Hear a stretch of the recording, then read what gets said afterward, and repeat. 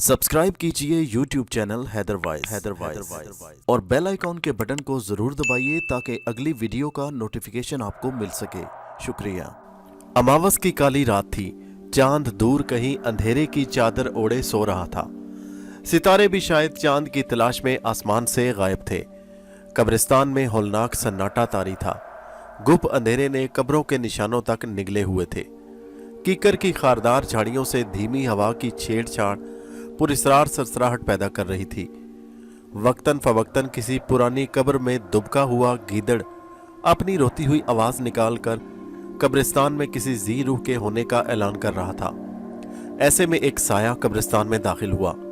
वो अंधेरे में ही अंधेरे का हिस्सा मालूम हो रहा था। उसने अपनी पुश्त पर अपनी कामत से जरा कम एक बोरी लाद रखी थी। बोरी अपने हुजम के मुताबिक वजनी मालूम पड़ रही थी, लेकिन वो साया आसानी इस बोरी को लादे कब्रों के बीच से गुजर रहा था। उसने स्याह रंग के लबादे में खुद को ढांप रखा था।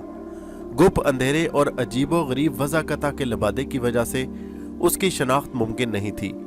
वो इतनी तारीकी के बावजूद खारदार झाड़ियों और कब्रों के दरमियान से इस तरह गुजर रहा था जैसे उसे कब्रिस्तान के रास्ते अज़बर हों। वो गोया कब्रिस्तान में उड़ा चला जा रहा था। आखिर कब्रिस्तान के इंतहाई शुमाली हिस्से में पहुंचकर वो रुका। वहां एक कब्र खुदी हुई थी। उसने बोरी को जल्दी जल्दी उस कब्र में फेंका। कब्र से निकाली हुई मिट्टी के ऊपर एक बेलचा रखा हुआ था। उसने उस बेलचे की मदद से जल्दी जल्दी कब्र को मिट्टी से पुर करना शुरू कर दिया। आधे घंटे बाद वो अपने काम से फारिग हो चुका था। वहां एक कब्र तैयार थी। गुमान गुजरता था कि किसी बहुत माहिर गोरकन ने कब्र तैयार की हो। वो दिन में कभी कब्रिस्तान नहीं गया था कि उसे रात के 12 बजे के बाद कब्रिस्तान आना पड़ा, और वो भी तन्हा रूबी को हासिल करने के लिए। वो कुछ भी कर सकता था। वो रूबी का दीवाना नहीं था, लेकिन रूबी ने जिस तरह उसे ठुकराया था और हकारत से उसे कहा था, अंकल जाइए अपने लिए कोई आंटी तलाश कीजिए। हकारत और गरूर हुस्न में बोले गए इन लफ्जों ने उसको जला कर रख दिया। उसने तहिया कर लिया था कि अब उस शोखो चंचल चिड़िया को अपने बेडरूम के पिंजरे में बंद करके दम लेगा। वो स्मार्ट था, वजी था, पैसे वाला था। अगर वो उम्र में रूबी से 15 साल बड़ा था तो इसमें क्या हर्ज था। ये तो वही जानता था कि वो रूबी से उम्र में 15 साल बड़ा है, वरना अगर वो रूबी के साथ खड़ा हो जाता तो मवाजना करने वाली आंख उन दोनों की उम्र ज्यादा से ज्यादा 5 साल का फर्क ही बता सकती थी। उसने प्यार, पैसा, धौंस और हर हथकंडे को आजमा लिया जिसके जरिए वो रूबी को हासिल कर सकता था, लेकिन वो नाकाम रहा। बल्कि उसकी बाज हरकतों की वजह से रूबी उससे मजीद नफरत करने लग गई थी। रूबी लग्जरी अपार्टमेंट के 4th फ्लोर पर अपने रिटायर्ड ऑफिसर बाप के साथ रहती थी, जबकि वो यानी शाहिद इस अपार्टमेंट के 3rd फ्लोर पर तन्हा रहता था। शाहिद की पहली बीवी 5 साल कबल ज़चकी के दौरान बच्चे समेत फौत हो गई। शाहिद ने एक मशहूर अखबार में पूरे सफ़े का एक इश्तिहार पढ़ा कि संग दिल महबूब सिर्फ 3 दिन में आपके कदमों में। इश्तिहार आमिल खाकानी बाबा की जानिब से दिया गया था। बाबा ने उसे कुछ सामान लाने की फहरिस्त थमा दी और रात 12 बजे के बाद मतलूबा सामान के हमरा कब्रिस्तान पहुंचने को कहा था। बाबा ने शाहिद को तन्हा बुलाया था। कब्रिस्तान के शुमाली हिस्से में कीकर के दरख्त तले अपना ठिकाना भी उसे समझा दिया था, जहां बैठकर वो अपना मखसूस अमल किया करता था। अंडा, काला मुर्ग, उल्लू, बकरी का सींग और उसकी दस्ती की साबित हड्डी और इसी तरह के कुछ दीगर सामान की फहरिस्त बाबा ने शाहिद को दी थी। चर्बी के बारे में बाबा ने कहा था कि वो तुम्हें कहीं नहीं मिलेगी, जबकि उस चर्बी का तमाम अमल में कलीदी किरदार है। उसके पूछने पर बाबा ने एक तारीक मकान का पता उसे देकर कहा था कि यहाँ एक बूढ़ा आदमी रहता है। वो बहुत महंगे दामों पर यह चर्बी फरोख्त करता है। ये तमाम तफसील जानकर शाहिद ने महसूस किया कि उसमें ये सब कुछ करने की हिम्मत नहीं। उसमें कुछ उसकी कम हिम्मती का भी अमल दखल था। कुछ वो अपने मजहब से लाख दूर सही, लेकिन बिल आखिर एक मुसलमान था। लेकिन रूबी को पाने का ख्याल उसके तमाम एहसासात पर गालिब रहा और वो किसी न किसी तरह बाबा की तमाम अशिया हासिल करके तयशुदा प्रोग्राम के मुताबिक कब्रिस्तान पहुंच गया। उसके एक हाथ में लोहे की पतली तारों से बना हुआ पिंजरा था जिसमें एक उल्लू कैद था, जबकि दूसरे हाथ में एक बैग था जिसमें मुर्ग समेत दीगर सामान था। टूटी हुई दीवार को पार करके उसने जब कब्रिस्तान की हदूद में कदम रखा तो पहले से ही सहमे हुए उसके दिल ने खौफ से जोर जोर से धड़कना शुरू कर दिया। हौलनाक तारीकी और पुरस्रार खामोशी ने उसके रोंगटे खड़े कर दिए थे। उसने यहीं से वापस लौट जाने का सोचा, लेकिन फिर रूबी की सूरत उसके सामने आ गई। बुज़दिल, उसने अपने कुपकुपाते हाथों की गिरफ्त पिंजरे पर मजबूत की और आगे की जानिब कदम बढ़ा दिए। मुर्गे को ना जाने क्या हुआ कि उसने बेचैन आवाज में शोर करना शुरू कर दिया। आमिल बाबा दरख्त के नीचे चौकड़ी मारकर बैठा था। उसने गले में एक हार पहन रखा था जिसमें मुख्तलिफ शक्लों की हड्डियां परोई हुई थी। उसने स्याह रंग का चोगा भी पहन रखा था। उसके सामने मिट्टी का एक प्याला रखा था जिसमें आग भड़क रही थी। आग से दरख्त के इर्द गिर्द का माहौल रोशन हो गया था। बाबा और उस प्याले के दरमियान एक इंसानी खोपड़ी रखी थी। खोपड़ी के गिर्द गोल दायरे में लकीर खींची हुई थी। बाबा ने अपने चेहरे पर न जाने क्या मल रखा था। आग से पैदा होने वाली रोशनी उसके चेहरे पर जैसे जम कर रह गई। बाबा के चेहरे पर शैतानियत रक्स कर रही थी। बाबा को शाहिद का इंतजार था। उसने शाहिद से 1 लाख रुपए मुआवजा तलब किया था। 50,000 रुपए वो पेशगी वसूल कर चुका था, जबकि 50,000 काम हो जाने के बाद वसूल करने थे। बाबा को शैतानी इल्म पर दस्तरस हासिल थी। उसे यकीन था कि बकिया 50,000 भी जल्द ही उसके पास आ जाएंगे। वो वक्तन फवक्तन अपने बाएं जानिब बैजवी शक्ल के रखे हुए बर्तन में से मुट्ठी भर कोई सफूफ निकालता और भड़कती हुई आग में फेंक देता।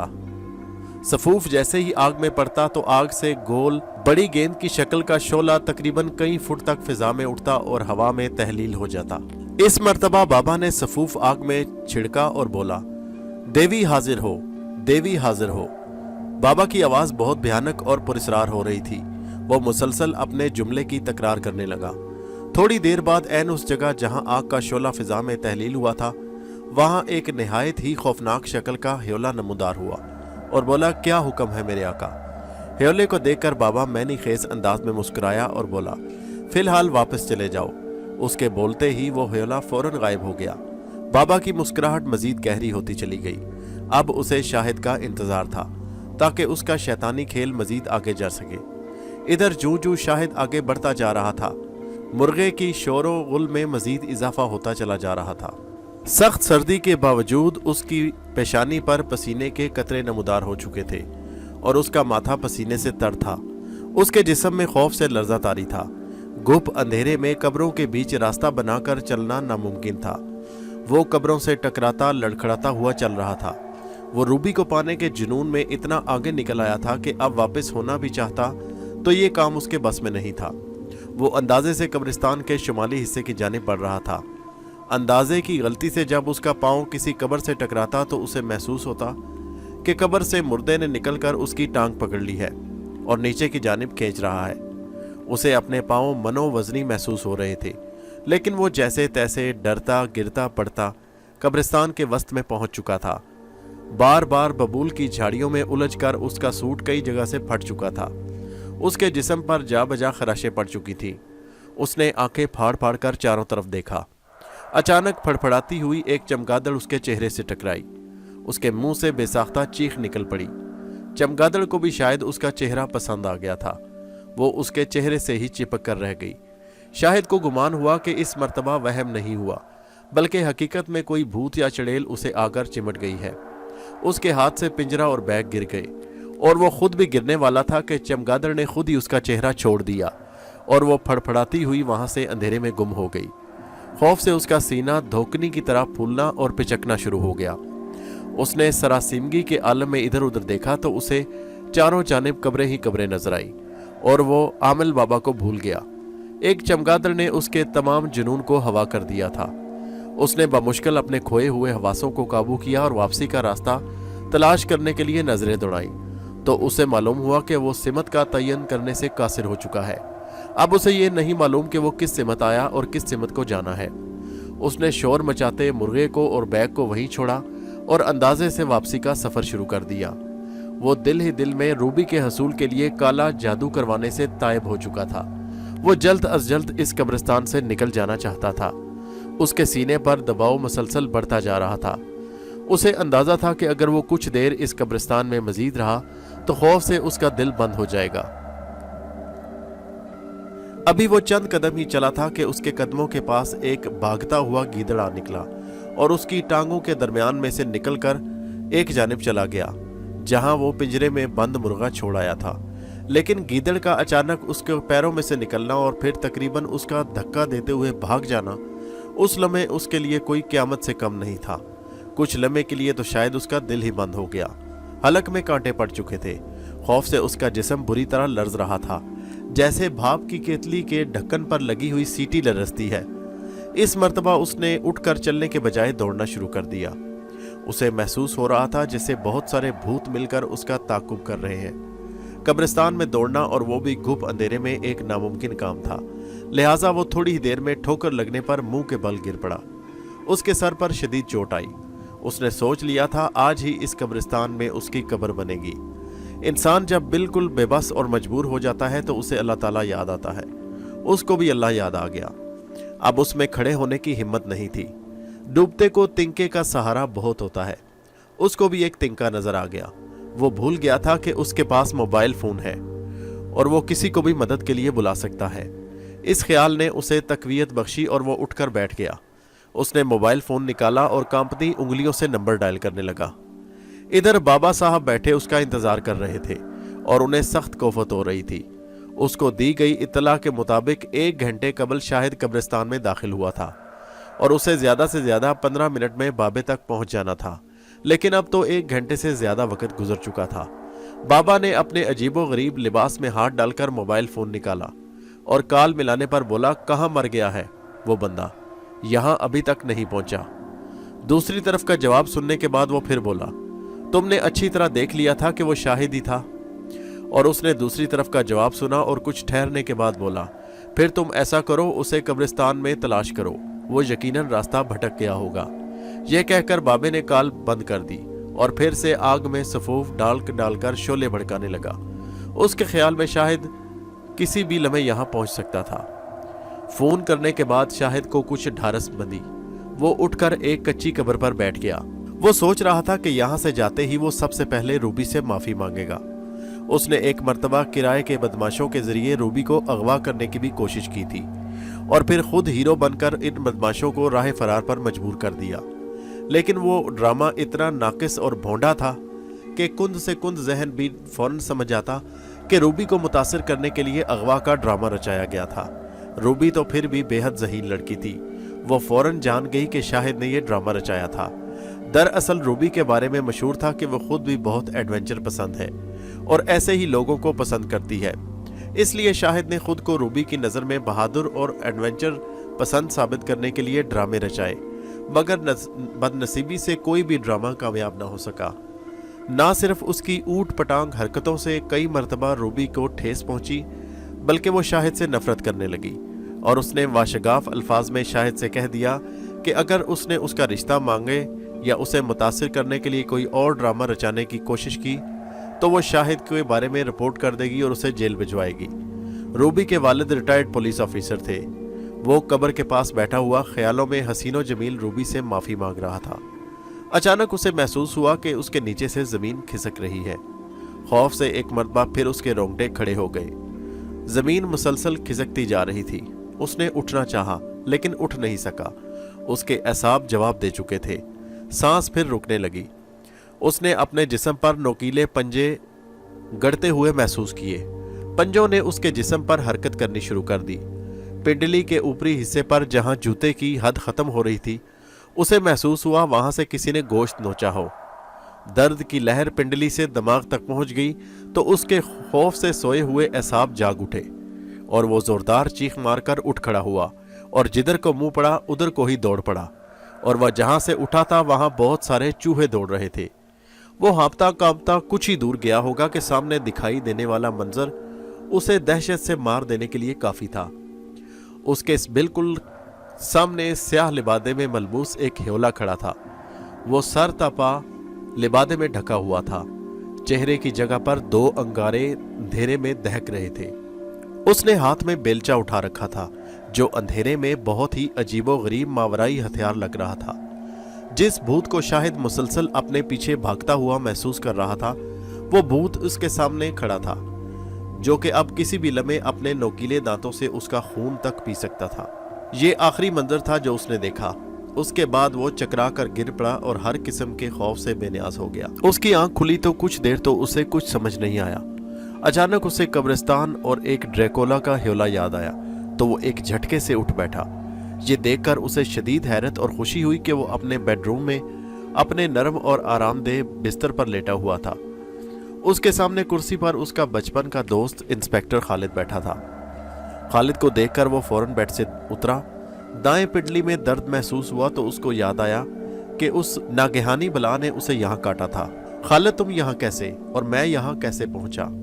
میں تو وہاں قبرستان میں، وہ مجھے گھر تک کون لایا؟ اس نے ہکلاتے ہوئے جلدی جلدی جتنے سوال منہ میں آئے خالد کے گوشت گزار کر دیے۔ وہ خوشی سے پاگل ہوا جا رہا تھا۔ اس کو یقین نہیں آ رہا تھا کہ وہ زندہ بچ چکا ہے۔ خالد کے ہاتھ میں اخبار تھا۔ جواب میں خالد نے ایک خبر کی نشاندہی کرتے ہوئے اخبار شاہد کی جانب بڑھا دیا۔ یہ دیکھ لو۔ خبر دیکھ کر شاہد کو اور زیادہ شدید جھٹکا لگا۔ اخبار میں شاہد کی تصویر چھپی تھی اور شہ سرخی میں لکھا ہوا تھا کہ فلاں جگہ کے رہائشی بہادر نوجوان نے پراسرار خونی قاتل گرفتار کروا دیا۔ بہادر جوان کی جگہ شاہد کا نام درج تھا۔ پراسرار خونی قاتل نے گزشتہ چند مہینوں سے کچھ علاقوں میں دہشت پھیلا رکھی تھی۔ وہ نوجوان لڑکیوں کو قتل کر کے ان کا موقع واردات پر ہی پھینک دیتا اور دھڑ کو بوری میں بند کر کے قبرستان میں دفنا دیتا۔ اس نے اب تک 5 قتل کر دیے تھے۔ خبر کے مطابق قاتل ایک نفسیاتی مریض تھا جو اپنی محبوبہ کی بے وفائی کے بعد تمام عورتوں کو قتل کرنے کا ارادہ کیے بیٹھا تھا۔ پولیس اپنی سر توڑ کوشش کے باوجود اس قاتل کو ابھی تک گرفتار نہیں کر سکی تھی۔ شاہد کی مدد سے پولیس نے اسے قبرستان سے رنگے ہاتھوں گرفتار کر لیا جب وہ نسیم نامی ایک نوجوان دوشیزہ کی لاش کو دفن کر کے واپس آ رہا تھا۔ ایک اضافی خبر اور بھی درج تھی کہ قبرستان پر چھاپے کے دوران پولیس نے ایک نوسرباز ٹھگ عامل کو بھی گرفتار کر لیا۔ عامل بابا قبرستان میں اپنے گاہکوں کو بلاتا تھا جہاں اس نے ایک جدید پروجیکٹر نصب کر رکھا تھا۔ وہ پروجیکٹر سے فضا میں تصویر دکھا سکتا تھا۔ اس پروجیکٹر کی مدد سے عامل بابا ایک جیلی دیوی شیطانی قوت سے لوگوں کی ملاقات کرواتا اور ان سے لاکھوں روپے ٹھگ لیتا۔ اخبار والوں نے دونوں کارنامے شاہد کے سر منڈ دیے اور شاہد کی تعریف میں بڑھا چڑھا کر لکھا۔ یہ سب کیسے ہوا؟ شاہد نے حیرانی سے خالد سے پوچھا۔ تمہارا فون آیا تھا کہ قبرستان میں بھٹک گیا ہوں، مجھے یہاں سے نکالو۔ تمہاری خوش قسمتی اور حسن اتفاق سے اس وقت میں قبرستان کے قریب موبائل کے ساتھ گشت پر تھا، لہٰذا فوراً وہاں پہنچ گیا۔ وہ قاتل تمہارے سر پر بیلچا مارنے والا تھا کہ ہم نے اسے گرفتار کر لیا۔ پھر ہم نے قبرستان کو گھیرے میں لے لیا تو وہ عامل بابا بھی گرفتار ہو گیا اور تمہیں اٹھا کر ہم گھر لے آئے۔ میں نے سوچا چلو ہمارے یار کو ہیرو بننے کا بہت شوق تھا، لہٰذا میں نے اخبار والوں کو اسی طرح بریفنگ دی کہ گرفتاریوں کا کریڈٹ تمہیں بھی ملے جو تم اخبار میں پڑھ چکے ہو، اور آج کا سارا دن تم اخبار والوں کو انٹرویو دیتے ہوئے گزارو گے۔ میں اب چلتا ہوں، میری بھی ترقی ہونے کا امکان ہے۔ شام کو آؤں گا، پھر تفصیل سے بات کریں گے۔ یہ کہہ کر انسپیکٹر خالد تیزی سے دروازے کی طرف بڑھ گیا اور وہ روکتا ہی رہ گیا۔ شاہد پھر سے بیڈ پر لیٹ گیا اور جان بچنے پر خدا کا شکر ادا کرنے لگا۔ اسے نیند آ گئی۔ مسلسل دروازے کی اطلاعی گھنٹی بجنے سے اس کی آنکھ کھل گئی۔ وہ کسمساتے ہوئے بیڈ سے اترا اور کڑوے منہ بناتا ہوا دروازے کی طرف چل پڑا۔ اس طرح نیند کا ٹوٹ جانا اسے بہت برا لگ رہا تھا۔ وہ خواب میں روبی کو دیکھ رہا تھا۔ اس نے دروازہ کھولا تو سامنے کھلے ہوئے تازہ گلاب کی طرح روبی کھڑی تھی۔ اس کے ہاتھ میں اخبار تھا اور دوسرے ہاتھ میں پھولوں کا گلدستہ۔ روبی کو دیکھ کر اس کی سانسیں ایک مرتبہ پھر رکنے لگیں۔ اس نے سوچا کہ ابھی روبی سے معافی مانگ لے اور اسے بتا دے کہ وہ اب کبھی اس کے خواب نہیں دیکھے گا، لیکن اس کے منہ کھولنے سے پہلے ہی روبی بول پڑی، یہ پھول ہیں تمہارے لیے۔ اس نے لرزتے ہاتھوں سے پھول لے لیے۔ تمہیں ابو نے شام کو چائے پر بلایا ہے۔ اس کی بات سن کر شاہد کی آنکھیں حیرت سے پھٹنے لگیں اور وہ کہنے لگی، ہاں ابو کہہ رہے تھے کہ شاہد سے کہنا کہ اس کے خاندان میں اگر کوئی بزرگ ہے تو وہ شام کو چائے پر اسے ساتھ لے کر آئے۔ یہ کہہ کر وہ واپس جانے کے لیے مڑ گئی اور وہ گونگا کھڑا اسے دیکھتا رہا۔ جاتے جاتے وہ پھر پلٹی۔ اس کے پلٹنے میں ایک خاص شرمیلی ادا شامل تھی، حالانکہ وہ بہت بولڈ اور آزاد خیال لڑکی تھی۔ اور ہاں، یہ اخبار بھی تمہیں دینا تھا، شاید تم نے اب تک نہیں پڑھا ہوگا۔ مجھے تم جیسے بہادر اور مہم جو شریک سفر کی ہی تلاش تھی۔ یہ کہہ کر وہ تقریباً دوڑتی ہوئی سیڑھیوں تک پہنچی، پھر مسکرا کر شاہد کی جانب دیکھا جو دروازے پر کھڑا اسی کو دیکھ رہا تھا، और वो खट खट करती सीढ़ियाँ चढ़ती चली गई। दफातन फ़ोन की बेल बजी। उसने देखा खालिद का नंबर था। उसने कॉल रिसीव की। खालिद कह रहा था कि आमिल बाबा ने तुम्हारा सब किया धरा भी उगल दिया है और तुम्हारे 50,000 भी बरामद कर दिए हैं। ये सुनकर उसे एक मर्तबा फिर अपनी कश्ती डूबती हुई नजर आई। उसे एक मर्तबा फिर रूबी की आंखों में अपने लिए नफरत और हिकारत नजर आई। अगर बाबा का किस्सा रूबी को पता चल गया तो रूबी फिर उसके हाथ से निकल जाएगी। उसने खालिद से कहना चाहा कि खालिद प्लीज़ कुछ करो और इस बात को वहीं थाने में दफन कर दो, मगर खालिद उसके कहने से बेशतर ही बोल पड़ा। तुम घबराओ नहीं, तुम्हारे 50,000 मैंने अमले में तकसीम कर दिए हैं। कोई जुबान नहीं खोलेगा, ये बात किसी अखबार तक नहीं पहुंचेगी।